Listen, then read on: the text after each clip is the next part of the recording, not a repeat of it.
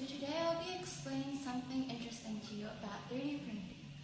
Basically, 3D printing is creating many 2D shapes and layering them on top of each other, each time changing the shape slightly until a 3D shape is achieved.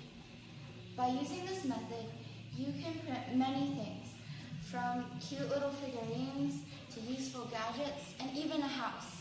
Over here is an FDM filament-based printer. Using this printer, I created this little octopus here. This printer is probably the simplest and cleanest way of 3D printing.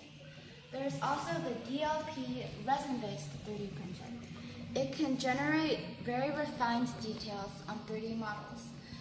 This printer uses photosensitive resin that can be cured or hardened when exposed to UV light. There are many softwares that you can use to design your own model or find some off the internet to print. Go to One World Anchor for more questions and opportunities.